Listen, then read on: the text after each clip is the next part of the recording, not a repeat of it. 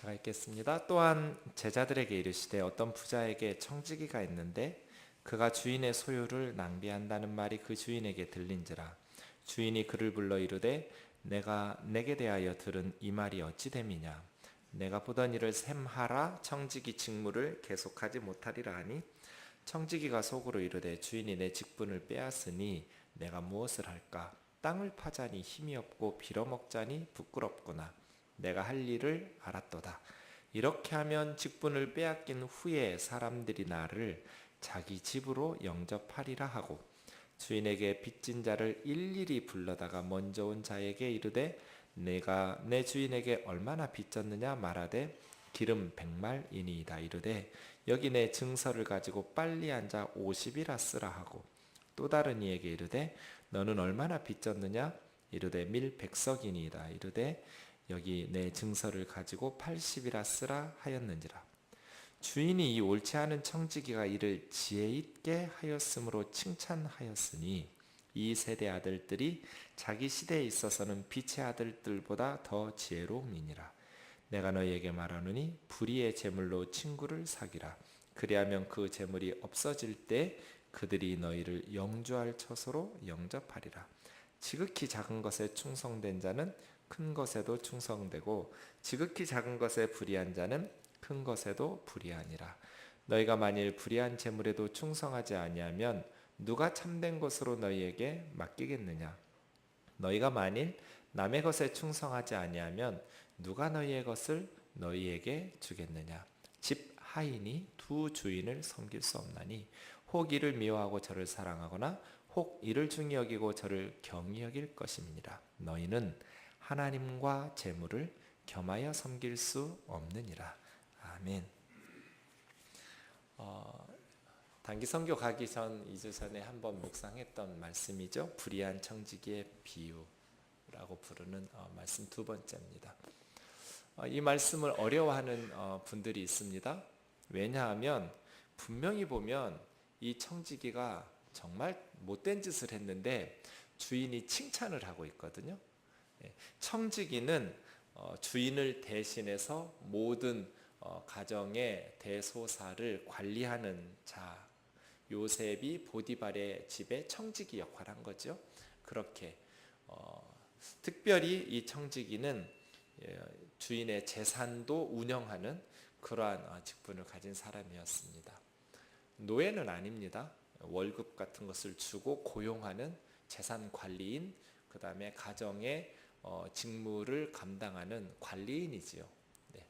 주인도 아니고 노예와 종도 아닌 어떤 주인의 것을 위임받아서 주인을 대신해서 가정의 일들을 돌보는 사람, 청지기입니다. 소문이 주인에게 들렸어요. 이 청지기가 주인의 소유를 낭비한다. 그래서 불렀어요. 청지기를 주인이 불러서 네가 하던 일을 나에게 보고해라. 네 청지기 직무를 셈하라. 네가 청지기 직무를 계속하지 못할 것이다. 해고를 통보받고 이 청지기가 고민이 됐어요. 주인이 나를 쫓아내면 이제 나는 어떻게 살지? 땅을 파면서 노동을 하자니 내가 너무 힘들고 남에게 구걸해서 빌어먹자니 부끄럽고 창피하고 정말 못된 인간이죠. 힘든 노동하기도 싫고 남에게 손 벌리면서 부끄럽게 빌어먹는 것도 싫고 어쩌자는 거예요. 대책이 없어요. 그러다가 약삭빠르게 잔꾀를 낸 것이죠. 이렇게 하면 되겠구나. 그래서 자기가 주인의 재산을 빌려주면서 이렇게 돈 빌려준 사람을 일일이 하나씩 불렀어요. 하나씩 불러서 당신 우리 주인에게 얼마 빚졌냐고, 기름 100말이라고, 얼른 그 증서 찍고 50말이라고 쓰라고. 또 다른 사람, 당신 우리 주인에게 얼마 빚졌느냐고, 밀 100석이라고, 얼른 그거 찍고 80석이라고 고쳐 쓰라고. 그렇게 하면 어차피 청지기 직무에서 쫓겨나면 자기 재산도 아니잖아요. 그러니까 주인의 빚을 이렇게 탕감해 주면서 주인에게 돈을 빌린 사람들에게 신임을 얻는 거예요. 사실은 주인의 입장에서 보면 손해죠. 그런데 증서는 이미 다 찢어버렸어요. 거기서 청지기를 혼내고 빚진 사람들 다시 멱살잡이하면서 호통을 치면서 원래대로 갚으라, 이런 게 옳은 것 같지만 쉽지 않아요. 증서는 다 찢어졌고 그 관리는 이미 청지기가 했었기 때문에 주인이 어떻게 할 수가 없어요.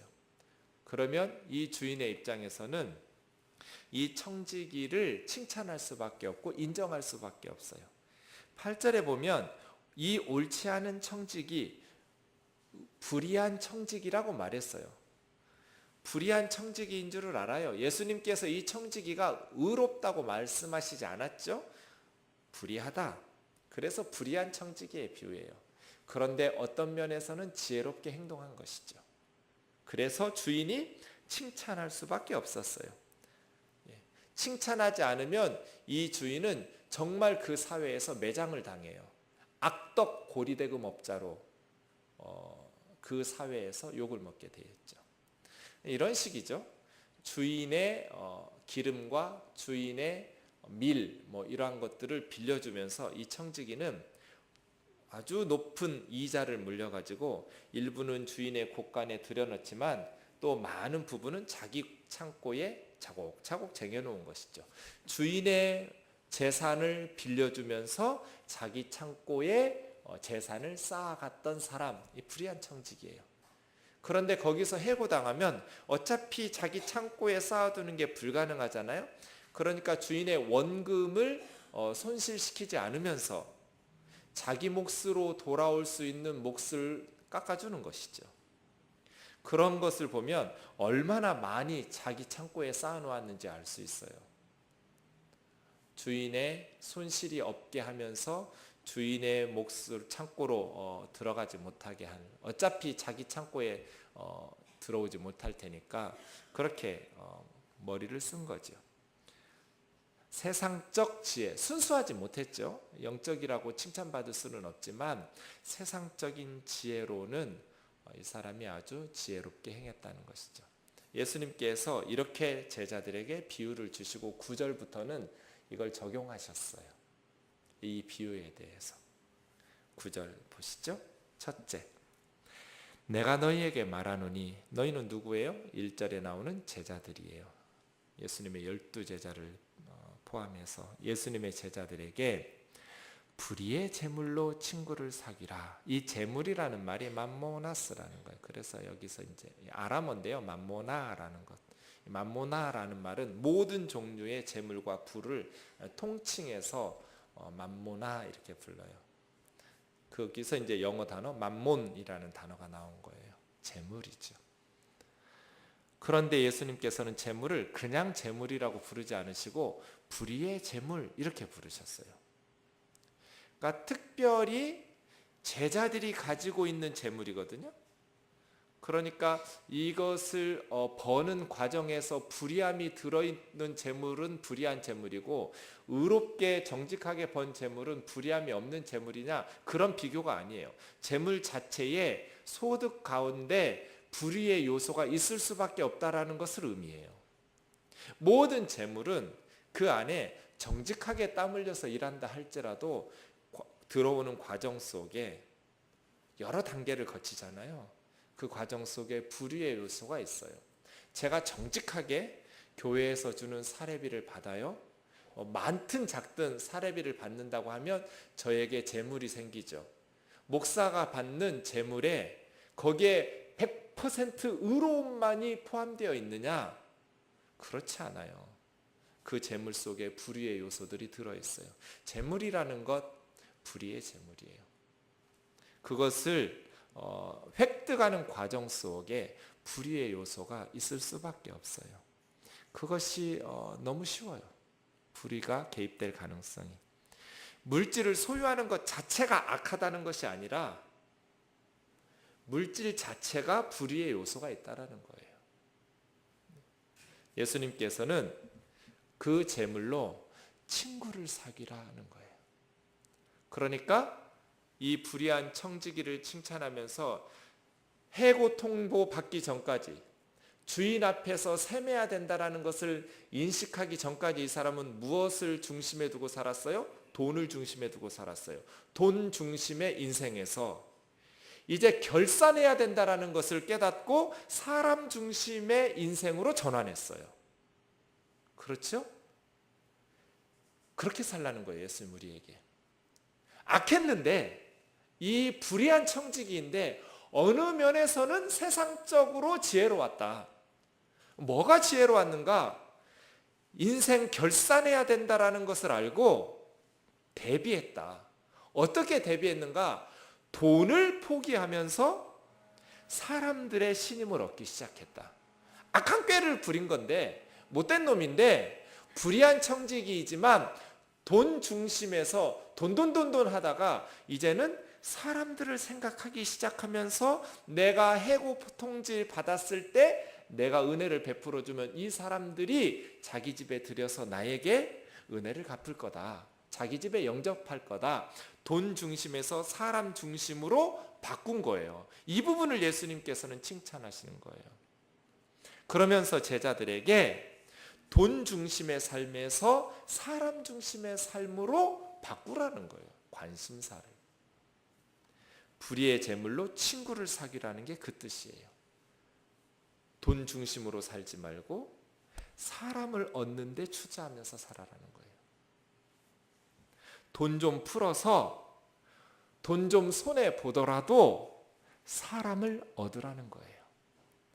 외국인 노동자들에게 몇 푼 더 안 줘가지고 뜯어내서 그렇게 가슴에 멍들게 하지 말고 돈 좀 손해 보더라도 사람을 얻으라는 거예요. 그 이유가 아주 우리가 잊어서는 안 될 이유를 붙여놓았어요. 그리하면 그 다음이 뭐예요? 그 재물이 없어질 때 그들이 너희를 영주할 처소로 영접하리라. 재물이 없어질 때 그러면 이게 우리가 가난하게 되었을 때 이런 뜻 같은데 영주할 처소로 영접하리라. 영원히 거주할 처소가 어디예요? 천국이거든요. 그러니까 재물이 없어질 때는 가난하게 되었을 때가 아니라 이 세상 돈이 무용지물이 될 때, 그때는 언제예요? 천국 갈 때, 죽으면 그 뜻이에요. 불의의 재물로 사람을 얻어라. 친구를 만들어라. 친구를 사귀어라. 언젠가 이 땅의 돈이 무용지물이 될 10원도 못 가지고 가요. 관에다가 막 돈 집어넣죠.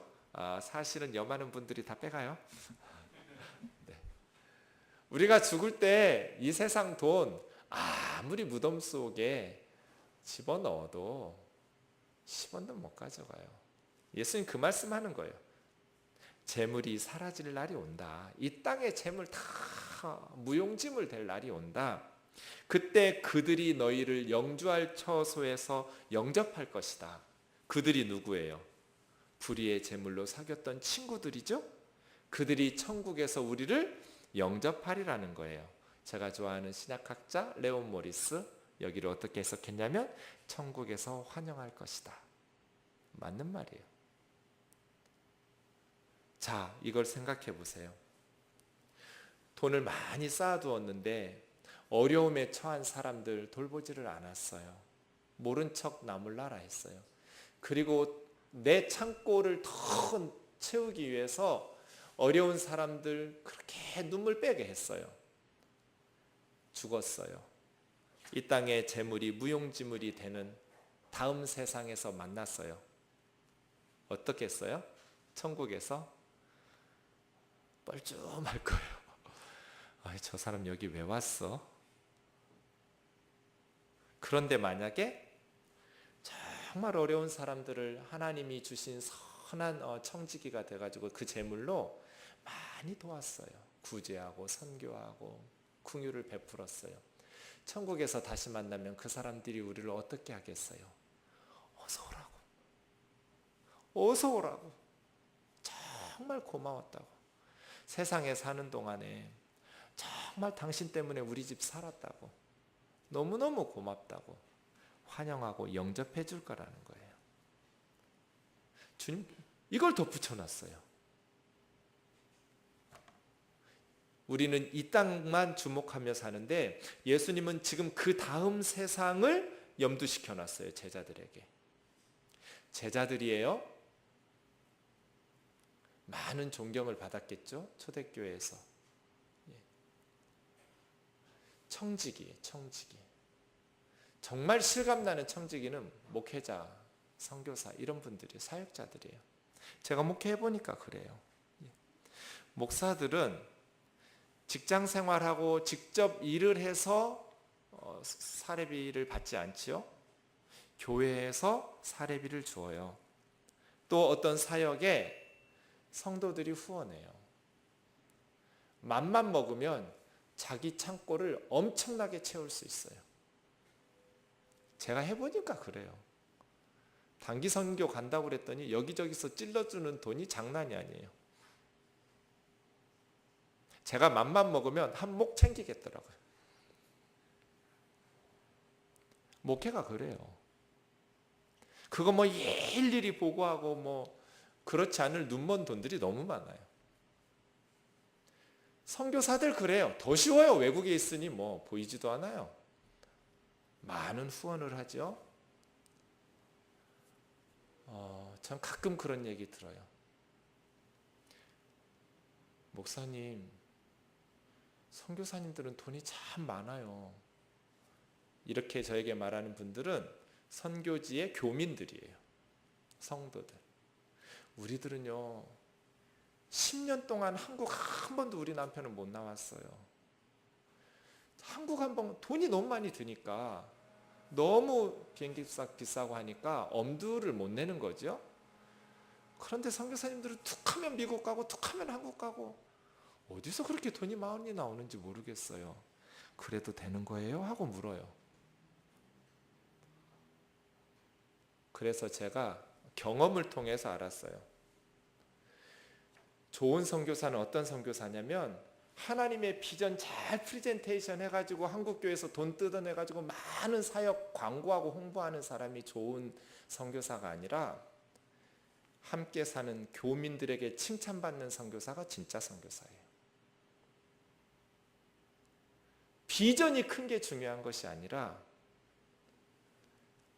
하나님 앞에서 정말 반듯하게 선한 청지기로, 목회자와 선교사들이 선한 청지기로 바르게 살기만 하면 엄청나게 선한 일들을 많이 할 수 있어요. 왜냐하면 목사 주변에는 언제나 어려운 사람들이 있거든요. 여러분 잘 모르죠? 저는 다 알아요. 너무나 많은 사람들이 제 곁에 있잖아요. 그래서 도움이 필요한 사람이 언제든지 있어요. 선교사님들은 더 말할 것도 없어요. 가난한 나라에 도움이 필요한 영혼들이 언제나 주변에 널려 있어요. 선교사 한 사람이 바로 서면 정말 선한 청지기로 축복의 통로가 되어가지고 죽을 사람들을 많이 살려낼 거예요. 영적으로뿐 아니라 육적으로도. 목회자 한 사람이 바로 서면 정말 주변에 있는 사람들이, 왜냐하면 제 주변에는 부자들도 많지만 어려운 사람들이 항상 많거든요. 그러니 교회가 돈 생기면 정말 축복의 통로 되어서 선한 일에 많이 쓸 수 있어요. 나중에 천국에서 우리가 다시 만났을 때 우리 뜨인돌 성도들을 향해서 뜨인돌 교회 정말 고맙다고, 어서 오라고, 당신 뜨인돌 교회 다녔느냐고, 당신들 때문에 내가 살았다고, 우리 가정 살았다고, 영주할 처소에서 우리를 영접해야지 니들 여기 왜 왔냐고, 예수님 쟤들 좀 쫓아내라고 아주 피멍 들었다고. 내가 그런 만남이 돼서는 안 되겠지요. 우린 청지기예요. 청지기. 하나님께서 우리에게 맡기셨어요. 자녀들도, 지식도, 건강도, 재능도, 물질도 하나님으로부터 받지 않은 것 있어요? 아무것도 없어요. 우리 인생 우리가 노력해서 얻는 것 같지만, 그리고 우리가 노력한 것 있지만 그게 다 하나님의 은혜예요. 하나님께서 주신 거예요. 그것을 선한 청지기가 되어서 선하게 우리 이웃들에게, 가난한 사람들을 먹이고 입히고 돌보고 그렇게 흘려보내면 천국에서 우리가 얼마나 존귀하게 되겠어요. 그렇죠? 사랑하는 형제 자매 여러분, 천국의 미팅을, 천국의 만남을 항상 기억하면서 살아야 돼요. 그러면 물질 사용의 우선순위가 잡혀요. 아멘이지요? 천국에서의 만남을 항상 기억하시면서 살아야 돼요. 그때 뻘쭘해지면 안 돼요. 그때 정말 칭찬과 이 자랑이 넘쳐야 돼요. 그렇죠? 그때 여러분 상상해 보세요. 아유, 괜히 다 썼어.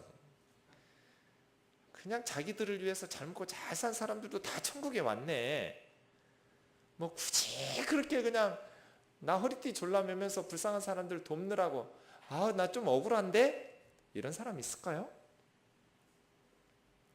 아, 나 진짜 인간답게 살아보지도 못하고 제대로 누려보지도 못하고, 아, 그냥 어려운 사람들, 아, 목사를 잘못 만나가지고 맨날 선교하고 구제하느라고 나 너무 억울하게 살다가 왔어. 그냥 세상에서 잘 누리다가 이 천국에서도 잘 누리는 저런 사람들 너무 부러워. 그렇게 후회할 사람이 있을까요? 없습니다.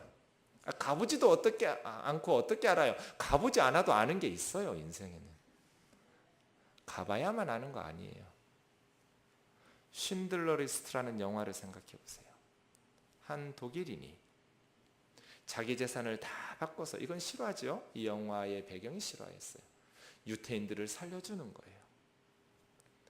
나중에 이제 다 히틀러가 죽고 2차 대전 끝나고 유태인들이 이 쉰들러에게 너무너무 고맙다고, 당신 때문에 우리들이 살았다고.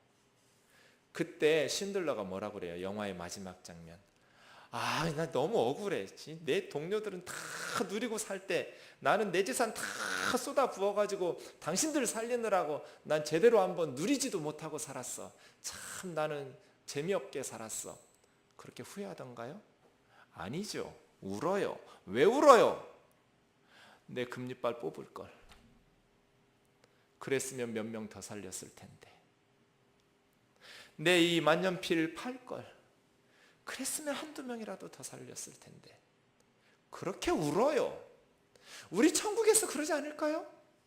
그래야 천국 백성답지 않을까요?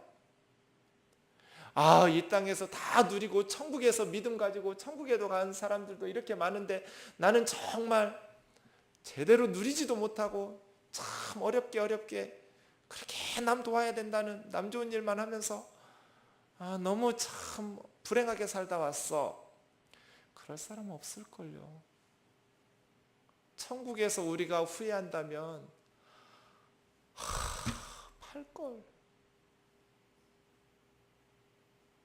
그럴 거예요. 더 많은 생명을 살릴 걸.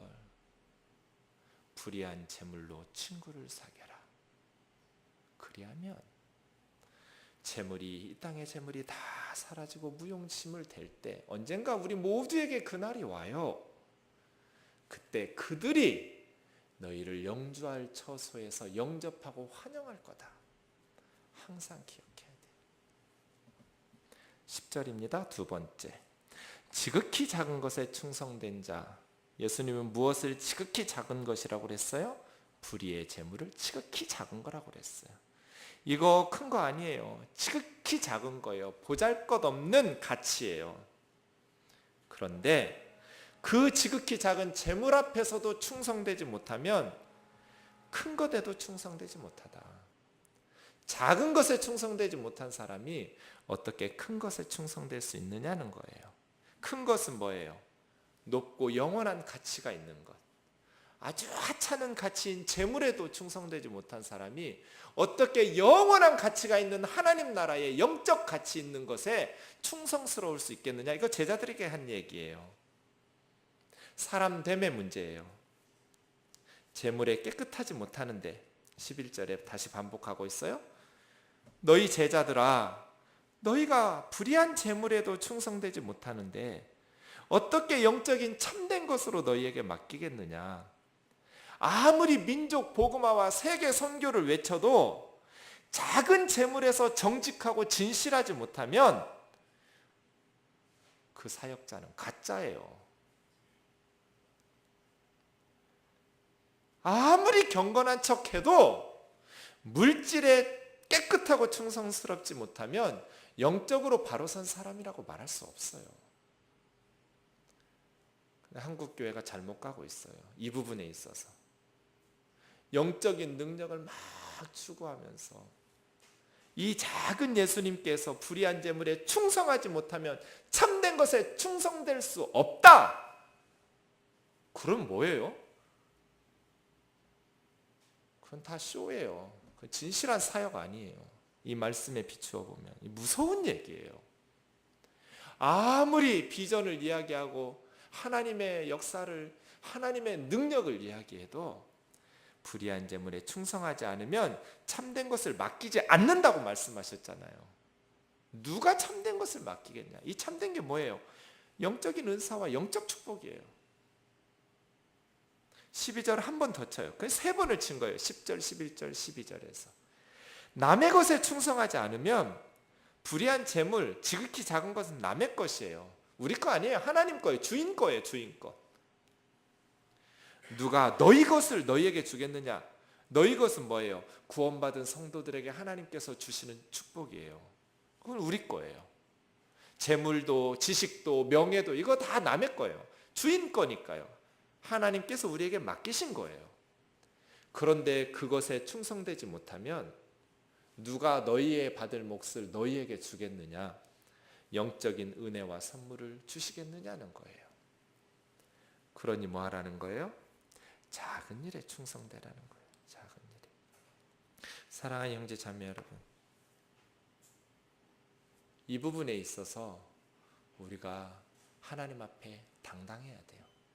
물질은 3가지를 점검해 보세요. 우리가 물질을 사용하는 데 있어서 하나님께 영광이 되는가? 하나님의 이름을 높이고 하나님이 기쁘시게 해야 돼요. 물질은 그렇게 써야 돼요. 2번째, 다른 사람들에게 복을 끼치는가? 3번째, 자기 자신의 영원한 행복이 되는 방식으로 사용되어지고 있는가? 내가 이 물질을 사용함으로써 영적 기쁨과 행복을 누릴 수 있도록 나는 물질을 사용하고 있는가? 하나님께 영광이 되는가? 이웃에게 복이 되는가? 나 자신에게 영원한 행복과 기쁨을 주는가? 물질 사용은 이 3가지 부분에 있어서 점검되어져야 돼요.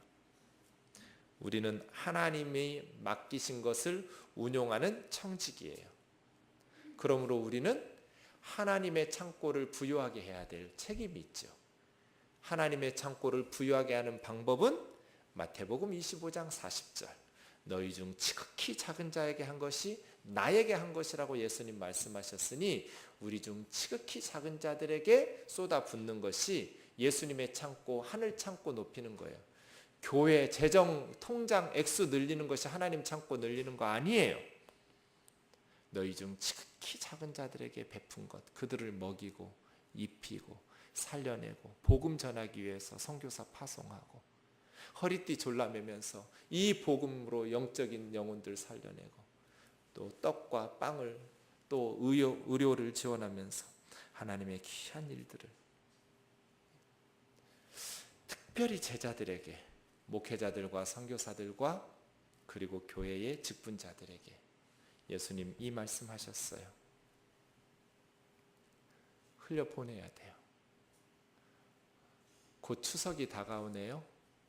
여러분 저에게 선물을 하겠지요? 하지 말라고 10년을 가르쳐도 말 안 들어.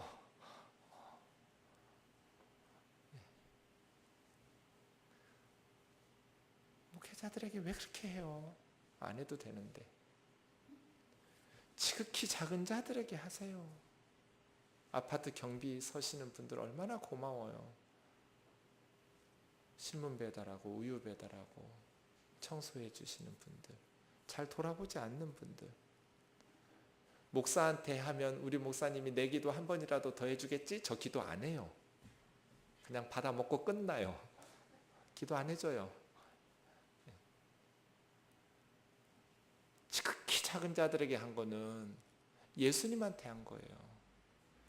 교회가 거기에 신경 써야죠. 그것이 주인의 창고를 부유하게 하는 거예요. 하나님의 창고에 우리가 무슨 방식으로, 어떤 방식으로 부유하게 해요? 교회 통장에 액수가 늘어나면 부유해지는 거예요? 천만의 말씀이에요. 제자들은 이것을 기억해야 돼요. 마지막 13절이요. 결론이죠. 1절에서 13절의 결론이에요. 우리는 집 하인과 같은데 두 주인을 섬길 수 없다고 말씀하셔요. 그런데 주인이 놀랍게도 하나님과 맘몬이에요. 돈이에요. 하나님과 재물. 이 세상에 하나님의 자리를 탐하는 가장 강력한 우상, 재물이에요. 돈 때문에 죄짓고, 돈 때문에 타협하고, 돈 때문에 잔인해지고, 사람 죽이고, 사기치고, 거짓말하고 그래요. 결국 돈이 문제예요. 골로새서 3장 5절 말씀처럼 탐심이 우상 숭배라고 그랬어요. 하나님과 재물을 겸하여 섬길 수 없어요. 물질에 대한 애착을 버리시기를 바랍니다. 저는 독수리타로 자판을 치기 때문에 화면을 안 보고 치거든요. 한참 이렇게 밑에 보고 치다가 위에 딱 보면 돈이라고 쳐야 되는데 그게 바로 옆에 있나 봐요. 동으로 쳐질 때가 많아요. 그때마다 한 번씩 말해줘요. 그래, 돈은 똥이다. 없어서는 안 될 우리 삶에 꼭 필요한 것이 돈이지만 이것 때문에 목사가 추해질 수 있다. 이것 때문에 목회가 망가질 수 있다. 이것 때문에 교회가 망가질 수 있다. 돈 하면 돈다.